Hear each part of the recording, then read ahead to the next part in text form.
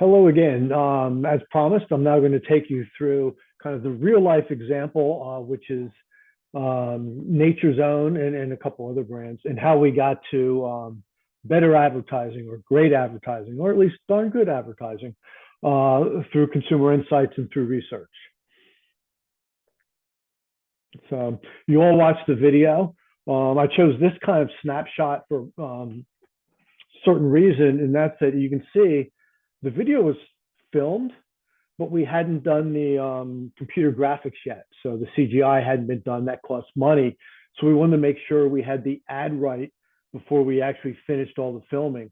One of the things that goes on during ad production is you shoot a lot more film than you have for 30, 15, 6 seconds, whatever length your video is. So if you need to make changes, you can go back and change the scenes, add to scenes, whatever.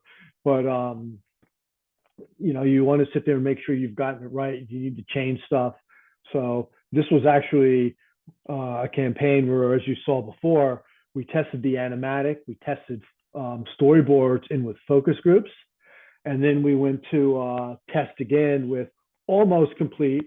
And as you've seen a minute, we actually tested the completed ad. And what's interesting is originally there was concern, hey, you're testing with a guy that doesn't look like a wolf yet. That's the actor that portrayed the wolf before the CGI took into effect. And we found there was really minimal difference between the scores of the CGI, pre-CGI, and the final CGI version, or the final ad with the wolf. Things we did learn is the first time we did it, the wolf was a little too scary, so we actually calmed him down. But you can see what we look at is kind of the 7 emotions. Here I have it broken out by happy and negative emotions, but we can look at the negative emotions through disgust or boredom or whatever. Typically, the happy emotions, getting a smile from people, is the strongest reaction, strongest driver of a good ad. The caveat would be, and I always use some of the, I think it's Febreze, where they take you into like a container ship filled with rotting fish and old couch and cigarette smoke, and it's disgust, but then the brand is the answer to the disgust. So there's a case where negative emotion works in an ad, but more often than not, you really want to be on the more positive side, which is why we track both positive and negative. And the other key measure is both engagement, and I don't have it on here, but attention. Engagement is, am I leaning forward versus back? Attention is kind of body language and the face. So since I'm using facial coding, if my head is going all over or I'm looking to the left or right, we capture it and we know you're not paying attention to the ad. So a great ad that people pay no attention to doesn't do much. As I mentioned before, it's usually not just, hey, we're testing an ad, but in the case of Dave's Killer Bread, we had about 6 different ads. I used flatbreads as an example before. For flatbreads, we went out with 3 different ads. So which one scores best? Or in this case, 2 of them scored really well. So we're going to rotate. We have an ad to go out for the first year of introduction, an ad for the second. As you can see on the other example on the left, for Dave's Killer Bread, we had some ads that did really well, some that didn't do well and will never see the light of day. But again, it's all about getting great advertising. The more ads you get to test and choose from, the greater your chances of having greater advertising. Again, I kind of mentioned in the first video, I'm a big fan of don't rely on luck. The more options, the more testing, the more everything, the better your chance of getting a great ad at the end. Mentioned before, marketing mix modeling, and the number one thing we look at is, kind of deconstructing my sales, what affected.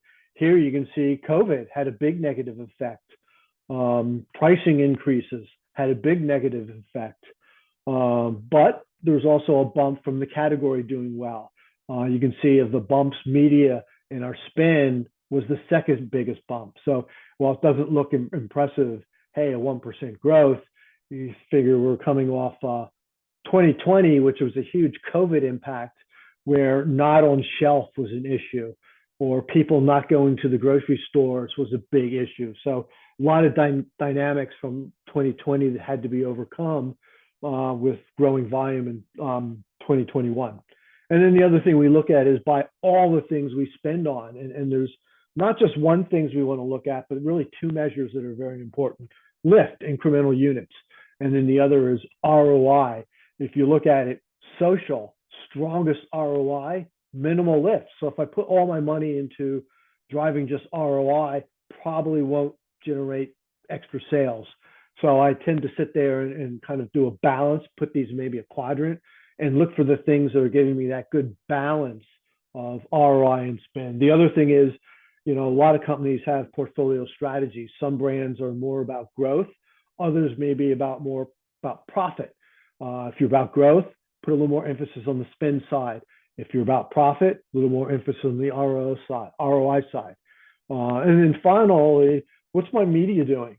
And through this, we look at a response curve to figure out if I'm, spending too much money, I'm on the right side of the graph where spending more money won't result in more sales, or worse, I'm not spending enough, so my ROI is being negatively impacted because I'm not far enough up the graph, which is telling me I need to spend more to increase both my lift and my ROI.